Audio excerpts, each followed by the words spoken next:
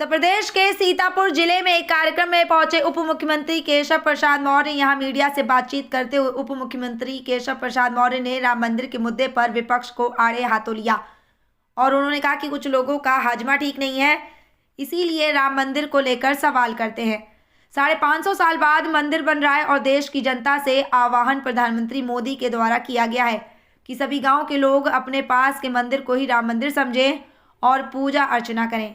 साथ में 22 जनवरी को दीपावली के पर्व के रूप में मनाएं और मंदिरों के साथ घरों में भी दिए जलाएं। जो लोग इस भव्य दिन को लेकर सवाल उठा रहे हैं वह अच्छे डॉक्टर से दवा ले ले।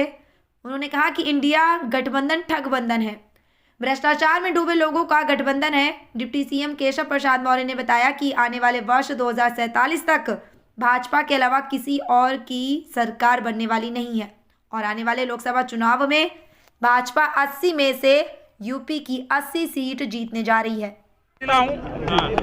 2024 की शुरुआत शानदार ढंग से हो रही है। आज हमारे सुरेश राही जी जो मंत्री परिषद के हमारे साथी हैं और बहुत ही उत्तर प्रदेश के दिग्गज नेता के रूप में जो समाज और देश की सेवा किए, स्वर्गीय रामलाल राही जी की और सुरेश राही जी की माता जी की मूर्ति के अनावरण का कार्यक्रम था, उसमें मुझे आने का मौका मिला। इस कड़ाके की ठंड में आज जनसैलाब भी यहाँ उमड़ा है। 22 जनवरी को भगवान श्री रामलला अपने जन्म स्थान पर विराजमान होंगे। यह दिन भारत के लिए गौरव का दिन है। 14 जनवरी से 22 जनवरी तक हर गांव में जो मंदिर हैं उनको श्री राम जन्मभूमि मंदिर मान करके वहां स्वच्छता अभियान और गांव सभा को, मोहल्ले को अयोध्या धाम मान करके स्वच्छता का अभियान सभी लोगों को मिल करके चलाने की आदरणीय प्रधानमंत्री मोदी जी ने अपील की है। मैं भी आप सबसे अपील कर रहा हूं कि उसको जरूर करें।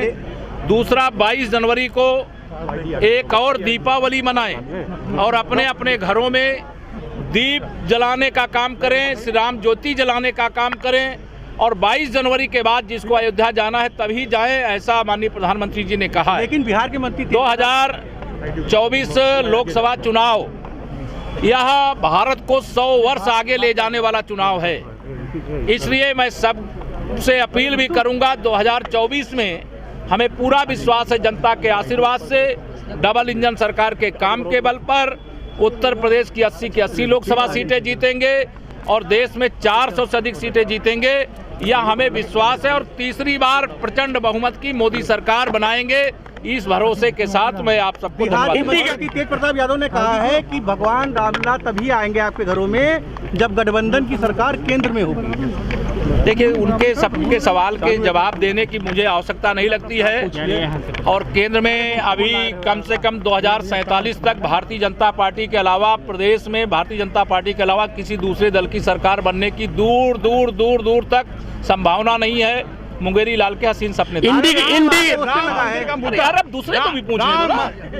भारतीय जनता पार्टी पर आरोप लग रहा है कि राम मंदिर के मुद्दे का राजनीतिकरण कर रही है। ये जिनके दृष्टि में दोष है, जिनका मानसिक थोड़ा सा स्वास्थ्य ठीक नहीं है, जिनकी देखने का दृष्टिकोण अलग प्रकार का है, वह इस प्रकार की बातें करते हैं। भगवान राम सबके थे, सबके हैं, सबके रहेंगे सर। और जिनकी बुद्धि खराब है, भगवान से प्रार्थना करता हूँ उनको सद्बुद्धि दें। 550 साल बाद रामलला का भव्य मंदिर बना है। पूरे देश के अंदर खुशी की लहर है और कुछ लोग दुखी हैं, कुछ लोगों का हाजमा खराब है, तो अच्छे डॉक्टर से दवा ले लें। सर, इंडी गठबंधन सीटों के बंटवारे की बात कर रहा है। हालांकि जो बीजेपी है वो कह रही है कि इंडिया का गठबंधन ठगी गठबंधन है, इस पे क्या कहेंगे? और जो गठबंधन तो ठगबंधन है ही, भ्रष्टाचार के दलदल में डूबे हुए लोगों का गठबंधन है। देश के लिए, गरीब के लिए, किसान के लिए, जिनका कोई विजन ही नहीं है, जो 2024 में केवल भ्रष्टाचार के मामलों में अपने को बचाने के लिए चुनाव के मैदान में आना चाह रहे हैं, गठबंधन करना चाह रहे हैं, वह भी जानते हैं कि इस बार उनके प्रत्याशियों की जमानत बचना भी मुश्किल हो जाएगा।